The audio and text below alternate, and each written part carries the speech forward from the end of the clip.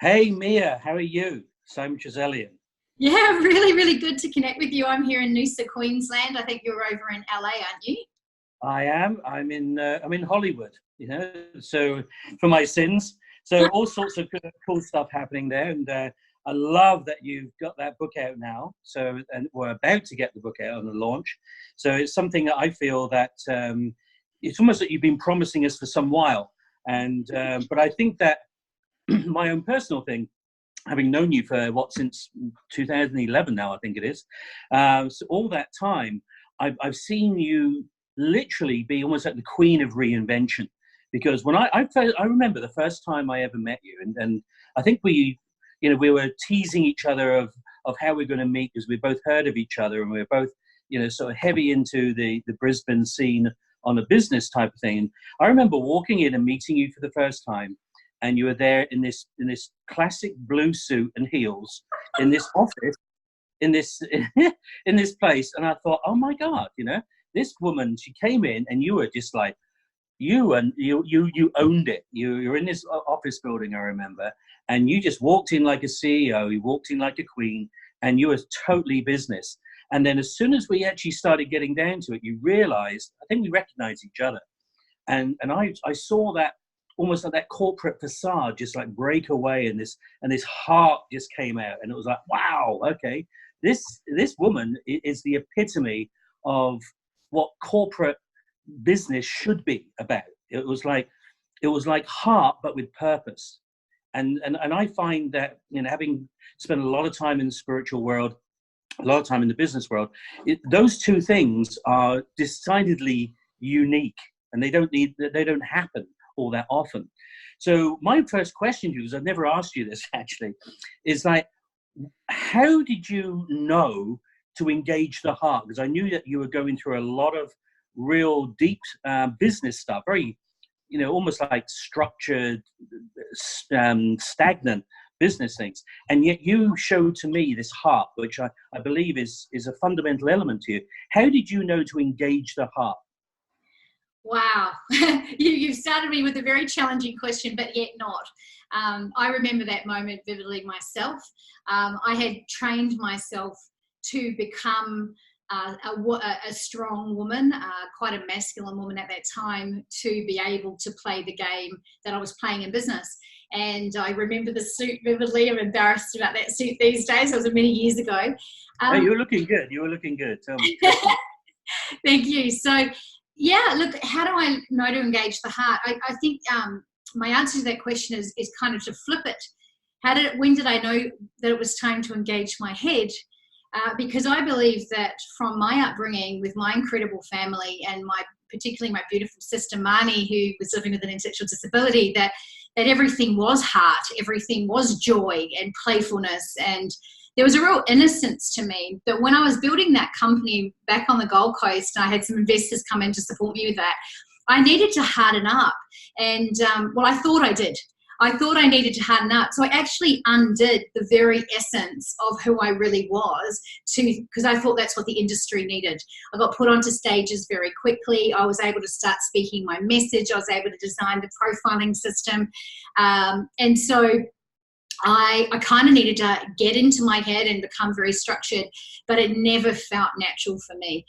When I started to help more and more investors understand their wealth profile and then lead them on to go with me on the trips over to Thailand. So I think you might remember that one of my end goal was always to help wealth creators create lots of money so they could give it away to these kids that are being trafficked in Asia. And I know that that's caused dear to your heart as well, as far as doing something about this. So my mission was always heart-centered. I just lost it along the way, and I became very tired and very fatigued, and I couldn't keep up the facade any longer. And that didn't match the paradigm of the business I was operating in. So the group of companies I was operating in, the more intelligent I was becoming with intuition, with my heart, more than my emotions have come to the forefront. They weren't quite so comfortable with that. So I went through a reinvention to become the CEO corporate woman to suit their needs. But in fact, what I needed to do, which I've learned now, which is fantastic, is I actually needed to do the very opposite and stay true to the essence of who I am. Yeah, because I remember that shortly afterwards, I think you lost everything. I remember the phone call when you said, they ripped me off. I've literally lost everything, and I'm out of the office, and I thought, wow, you know, and it's incredible to see how you'd gone from that to the next time when I think we really met. I remember that time in Bali because, over there, because I was actually starting to create, Grey Guardians at the time out of Grey Man, which was obviously our anti-trafficking thing. So I remember with great glee, sort of, going through those little fields, scooters and all this type of thing, creating these meetings with him. But what was pertinent to me is to see how the softening of you had shifted quite dramatically. And it's almost like you'd taken this big swing to the other side, to the light side of the force as opposed to the dark side of the force. And to see that you were then fully engaged in your heart, and I see that with the way, your relationship with Marnie, your relationship with animals as well. I remember taking my daughter to your house and playing with your cat. It was a beautiful little grey cat.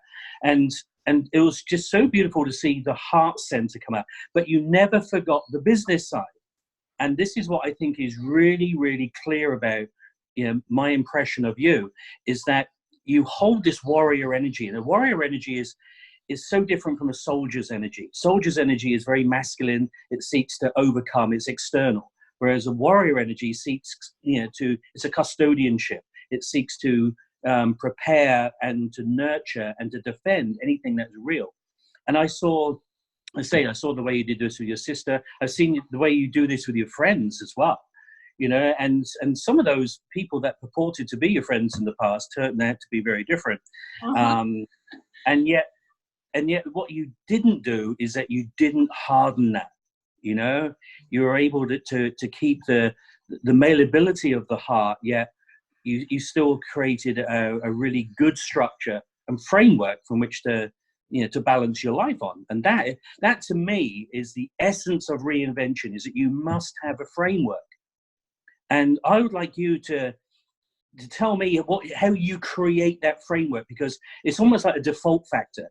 Is that you can be pushed down, you can be knocked down, you can be ripped off, you can be, all sorts of horrible things could happen. And yet specifically you, come back to a framework, and the next thing you know, you're back in business, you're back on stage, you're creating a new platform. You've now got a 12-step program to change everyone's life, and now there's a book, and there'll be a video, and it's like, how the hell does this woman do this? Because I recognize that from a warrior within me, but I'm not used to seeing it so eloquently and so graciously emulated by a woman, to be truthful, because you have to be strong and powerful and get ready to get in the fight. You, girl, get in the fight. Yeah, wow. Thank you so much. I'm actually feeling quite moved by what you've just said there, because it feels like I'm being seen, and that's something that I'm ready for, to be seen, because I've felt so often in the world like I haven't been seen. Look, I don't think that I'm a guru or an expert on any level. I just think that there's something inside of me that said, right from way back when my parents separated, when my dad died, my idol died, when my sister died, there was something in me that just said, at every point of the road, you have a choice. You have a choice. You can rise and reinvent yourself, is the language I use now. At the time, in those vulnerable moments, it was like, Mia, you have a choice.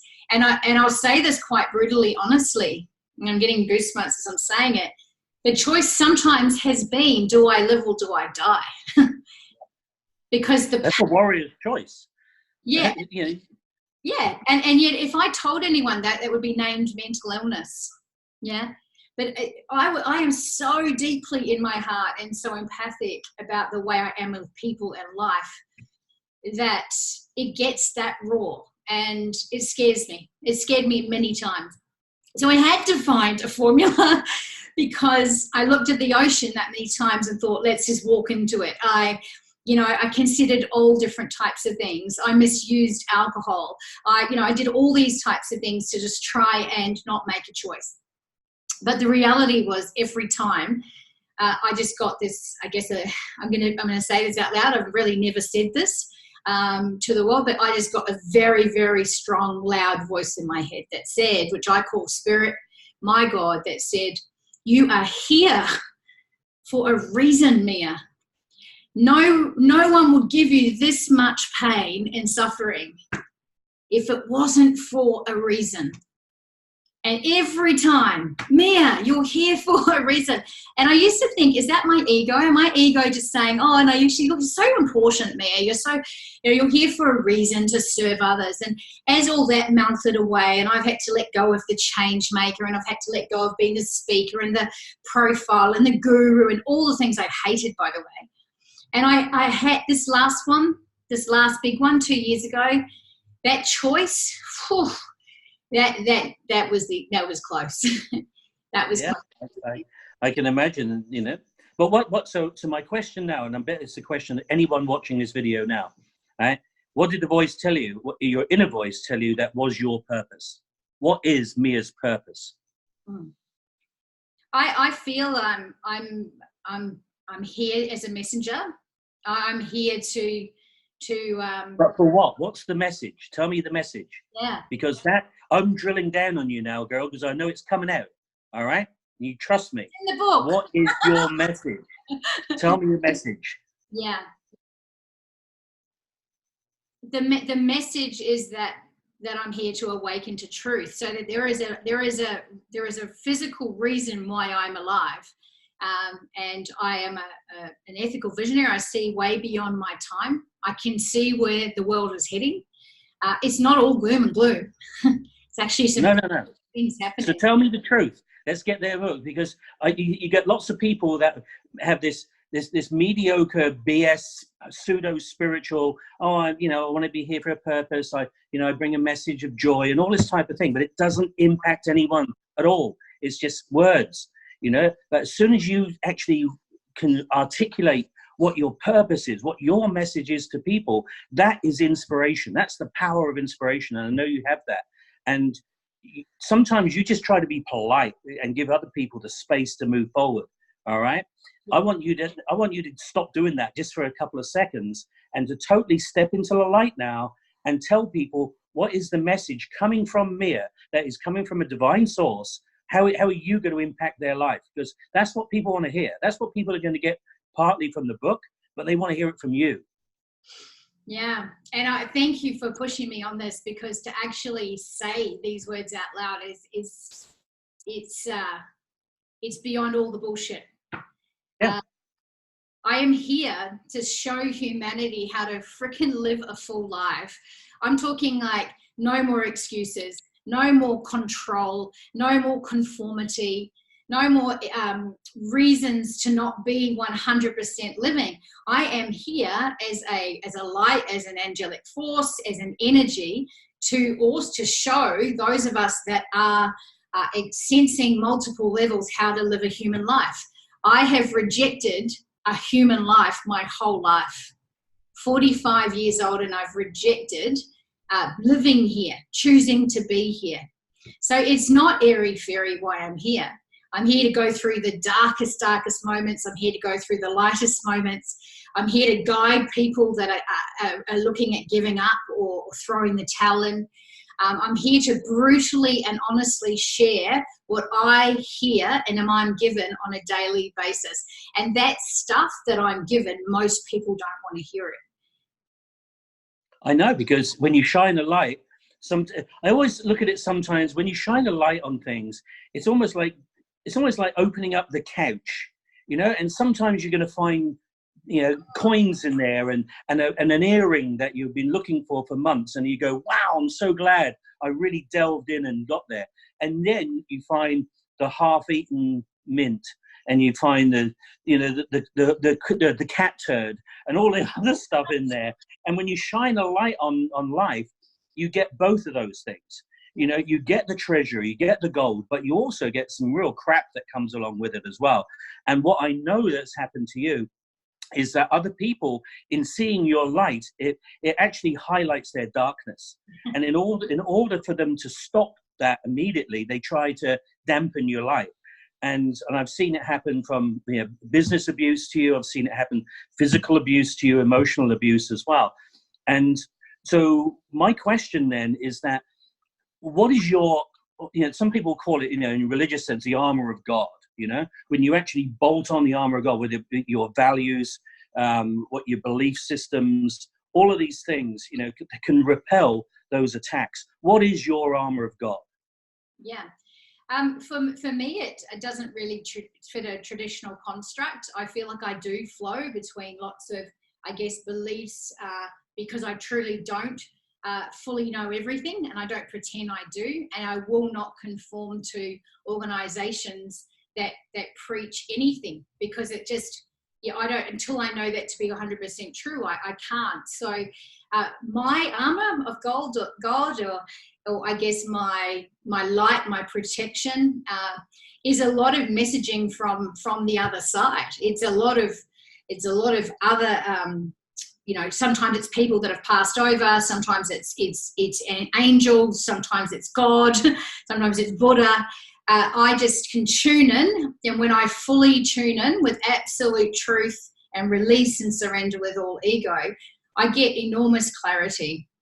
My practice of doing that is utilizing the sunrise, utilizing music, utilizing lots and lots of saging, some of the real alternative stuff, crystals and stuff, but loads of silence. So the way I access my armor of God, my protection, or my source, more beyond protection now, it's my source to help me maintain the strength that will be unstoppable from here on, is major amounts of silence, which has meant the side effect. In my book, I talk about slow down to speed up. That's just the baby way of saying that things are going to radically change. I have spent, months and months and months throughout my whole life in complete solo silence. I've tuned out of the world a million times. They're some of my greatest moments in time, hardest but greatest. And then the hardest thing has been the reintegration back into society. So I've had to learn to be in society on some level and actually function.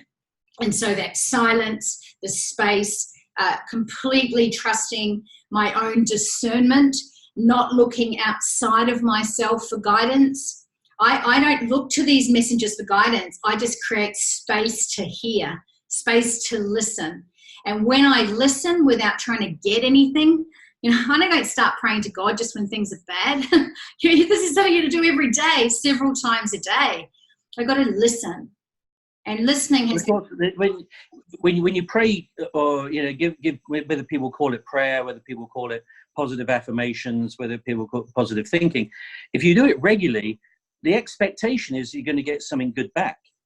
There is a psychological expectation that you're opening the channel for it, so it shouldn't be any surprise when this stuff comes back to you if you're doing it consistently.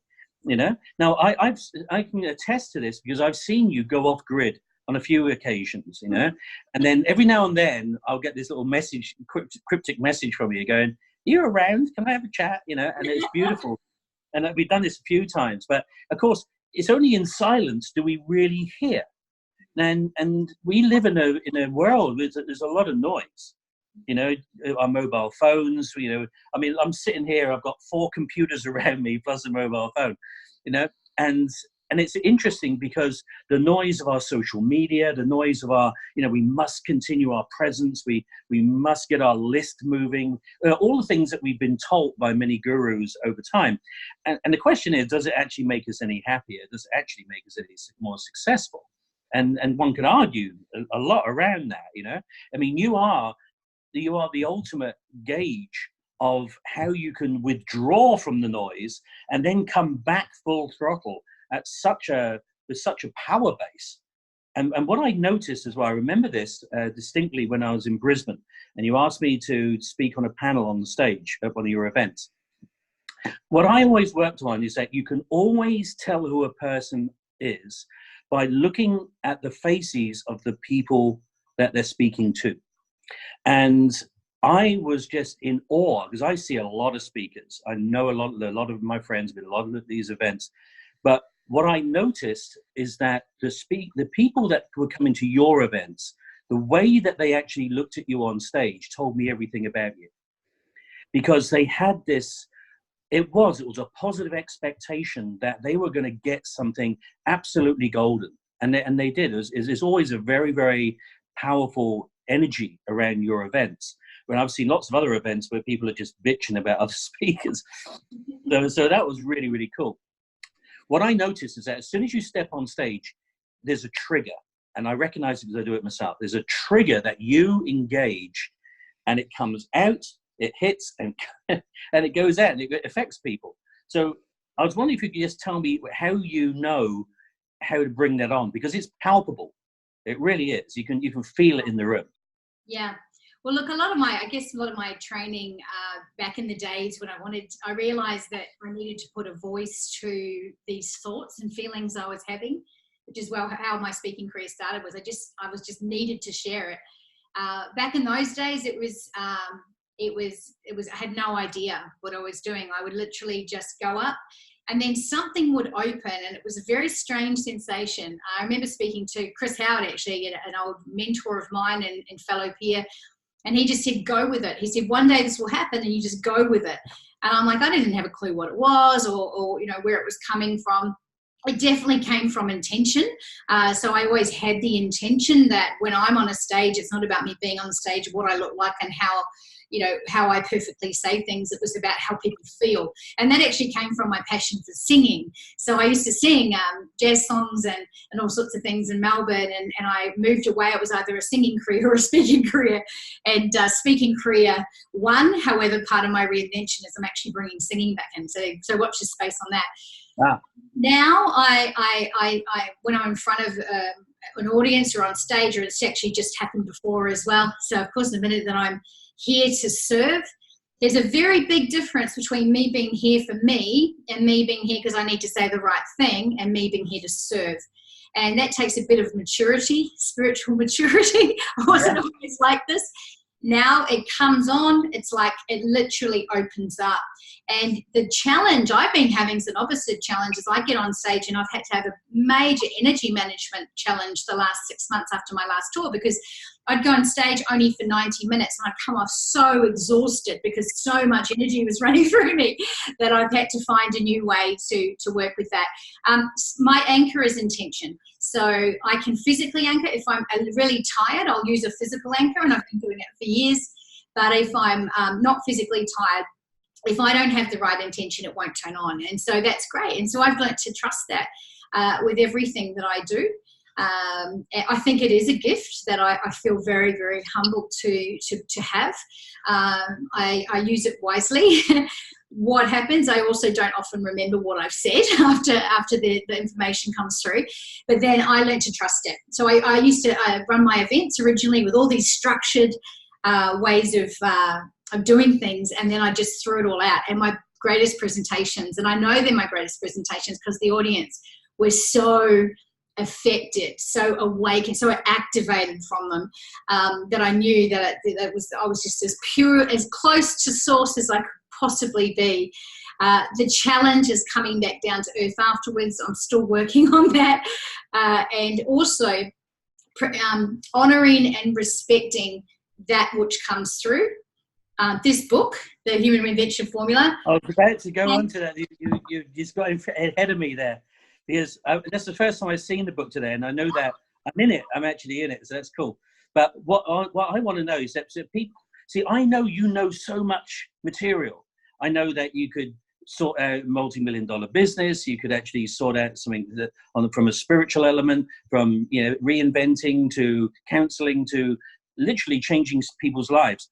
So I'm wondering how you were able to then distill or choose what's actually in the book. So because I haven't read the book, so I can't wait to get a signed copy, because I lost my whole library in the Malibu fires. So I'm looking forward to actually a signed copy of Mia's book. So tell me and tell the people watching this what they can expect when they actually buy and download or have that book in their hands. What can they expect to get? Yeah. Beautiful, thank you. So I will show you, because I'm very proud of the beautiful cover that's been created there, and all the people that have contributed to making this happen. It's been a collective experience. I woke up August last year. I woke up one morning. I'd been very sick, pleurisy, everything you can imagine. Diagnosed with autoimmune diseases. It was really grim, and my spine went, my disc slipped, everything, and I was struggling. A lot of people weren't around in that time. It's funny how that happens. Even my family, who really would want to be around, but we had other things happening on in the family, so it was a time for me just to cope. And I sat down and I went through that same thing I do every time. Are we doing this thing called life, or are we not? And it was a really dark moment.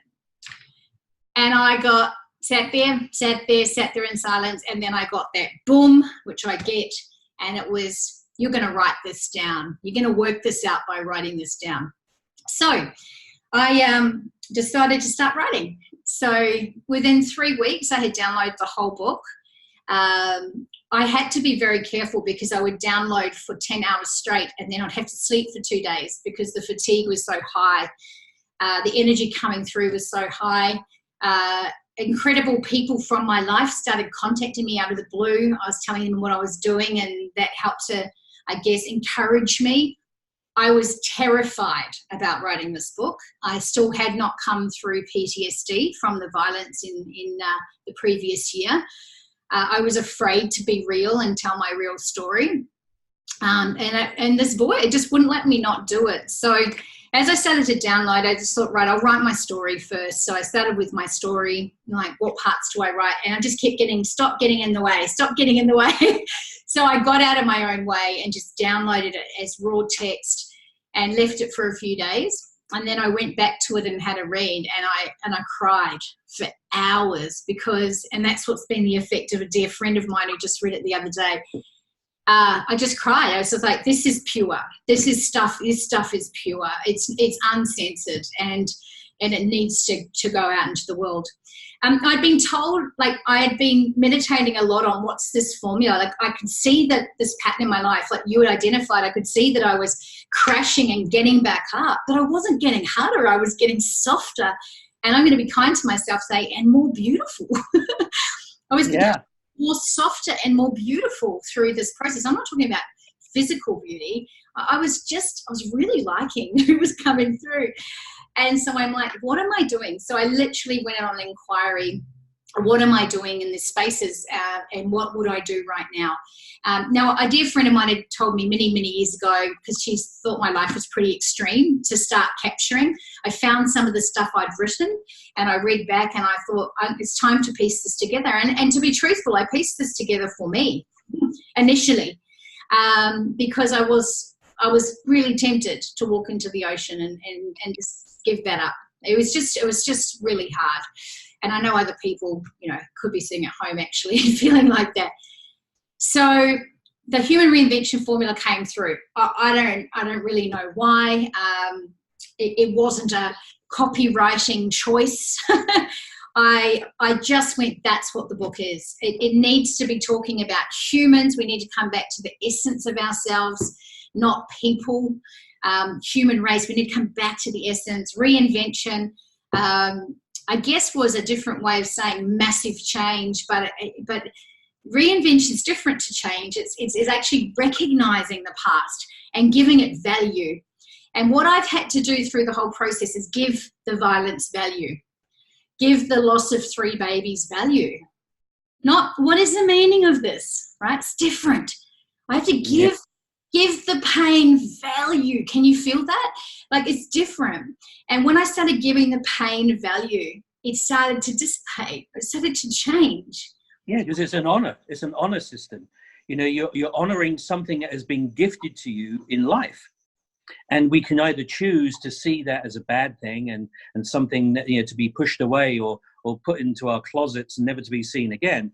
Or we can do, and I think this is what you've done very powerfully, is you can only reinvent when you've actually had an invention in the first place. You know, so you've already, you know, so you've invented yourself on many occasions to fit a need, to fit a purpose. So my take on this is that when you've done the reinvention, you've gone back and seen and that's what I love about the colors on the book, because I've seen you wear dresses in all of those colors. And throughout your career, you've emulated that energy. So even your Facebook page now has got the red dress on. I remember seeing you in the blue suit, you know, so it's like all of that.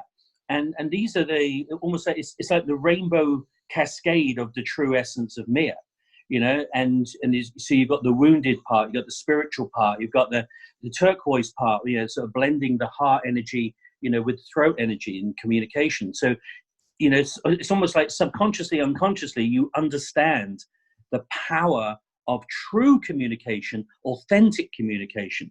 And that, I feel, is what a lot of people are going to get from this, because I know right now there's a lot of hurt people that are probably not, they're looking for that strength. They're looking for the reason not to walk into the sea. They're looking for the reason not to put a gun in their head or jump off a cliff or something like that, because life is hard. It's harsh. And no one gets out of here alive at the end of the day. So I applaud you for being raw and being able to have the courage to say, hey, look, you've seen me on stage. It's not been a bowl of roses. You know, this is actually authentic stuff. I'm not immune from this, but this is how you can utilize it. So, because you're going to go through the same shit, but now we actually have a formula.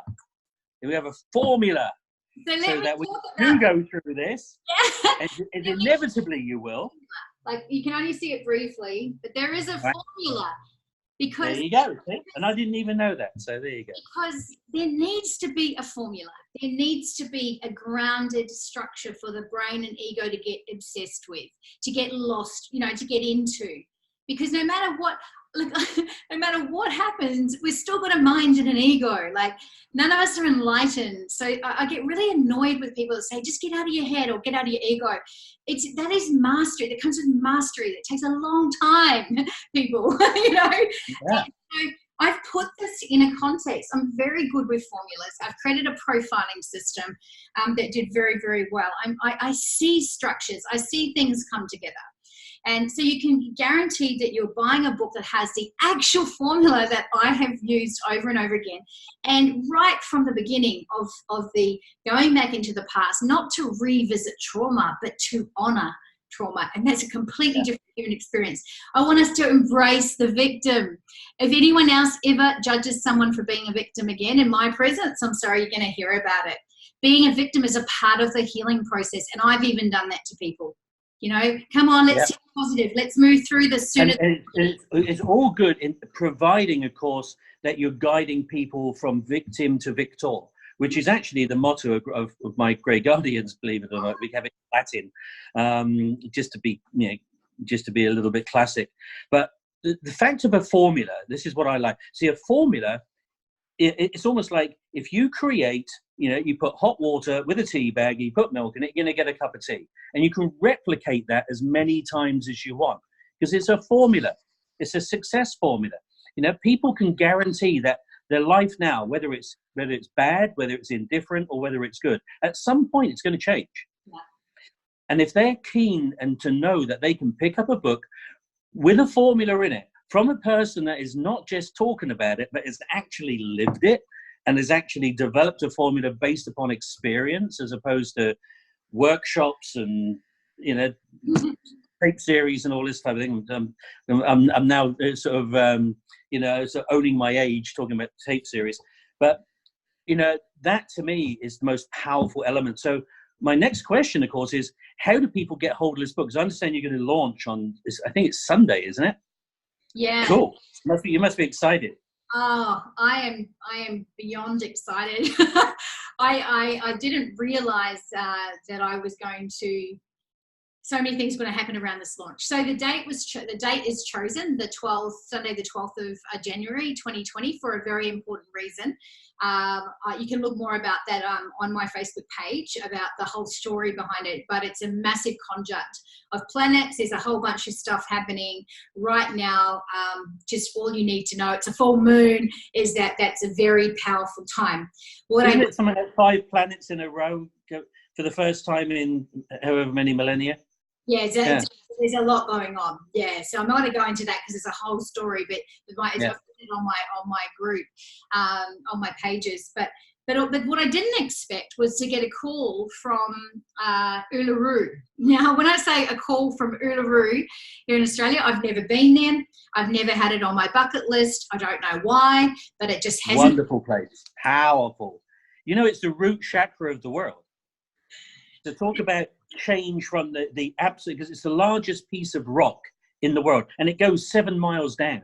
I used to take tours there, and it's the most incredible earth power. You know that you're tapping into something just incredibly powerful. So when you blew me away when you said we're launching at Uluru. Who launches a book in Uluru? Nobody. So that's really cool. Well, a couple of people, it came to me, like I said, it wasn't in my sphere of thought. It came to me from multiple people that I need to reconnect with. And so that it's happened. I really don't even know how it's happened. It's happened so easily and so quickly. It's 100% what I need to do. I'm listening. It will be extremely powerful. I've changed it from being just a chat about the book to I'm hoping to have an extraordinary young man open the live launch with playing the didge. We will be on the land, not far from the rock, but close enough for internet. I will have been attending a consciousness conference. I will have a tribe with me of people that are really committed to reinvention. And I'm actually going to call it an activation, because the reality is that's what it will be. So for those of you that are interested in coming along, you can go to my Facebook pages, my Instagram. There'll be a link on this video. But just register for 6 p.m. Australian Eastern Standard Time, or 7 p.m. I think it's Sydney, Melbourne. We have people, this is what I didn't expect, Simon. We have people all around the world. I mean, you're obviously in LA, Germany, Denmark, Asia, New Zealand, all coming to be on that launch. This just happened. And so it really, truly is a global launch. Some incredible people will be there. And where our intention is to launch, not Mia Munro, I'm good, launch the Human Reinvention Formula. I will do an activation. I will open up like I do on stage. You will feel the energy of that experience. I'm not going to hide away from that. It's going to be extremely powerful for an hour. And then what will happen in that launch is that you'll get access to buy via Amazon my book for 99 cents. It'll be 99 cents for 5 hours. That's the strategy apparently. And then it goes to full price. I would love the love and support of as many people from around the world to help us launch this book, The Human Reinvention Formula. Not for me. 100% profits are actually going to Miyako, my social enterprise, which provides startup education for social entrepreneurs. It also supports other social enterprises as well. So this book is actually, the funds for this is going to a social enterprise. It's not going into my pocket. It could be. I have no issue if it did, but I just want you to know this is a pure project, and it's important to me at this time in what's happening here in Australia that the purity of this project is very, very important. So please come along and join us for the launch. It would mean a hell of a lot to me to be standing in Uluru and to see so many familiar faces from around the world reconnect again. And I hope that my gift to you will be not only the book, but also some beautiful energy as well. Yeah, well, I know Yalara and the Nungaris there of the Uluru area. So I know that you're tapping into some amazing energy. And, you know, I can feel, I get goosebumps just thinking about it. So I'll certainly be tapping in from this side of the world, no doubt about that.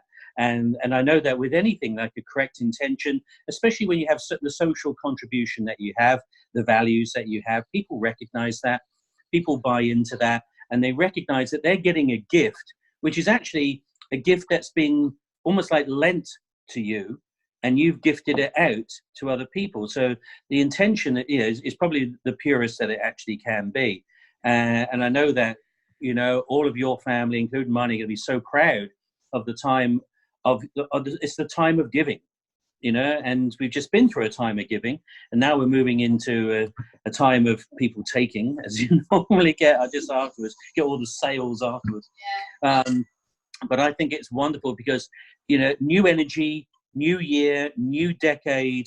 What a time to bring in a reinvention book, eh? I mean, you couldn't have planned this better, but I know that you plan things well, and I know that. But it's coming from such a pure intention, such a pure soul as I know you to be, that this is a slam dunk. This is a spiritual slam dunk. And, you know, I would advise anyone that is either have gone through change, is going through change, or inevitably will go through change, which is 100% of the humans on the planet, you know, are going to need something to help them. Because, as you said, we're not enlightened. Some of us are wise. Some of us are wise sometimes, like myself, but you can't get it all the time. And sometimes, you know, I always believe that no one is smarter than everyone, you know, so that when you've got a book like yours that you can add to a person's own personal genius, you've got a formula for life. You've got a formula to, so what I know, and it's something that you haven't said, but I know that is there. It makes us not afraid. Yeah. You know, and I get that with you. It gives us the courage to move on, because we know that we don't have to be afraid anymore, because we have something that we can bolt onto.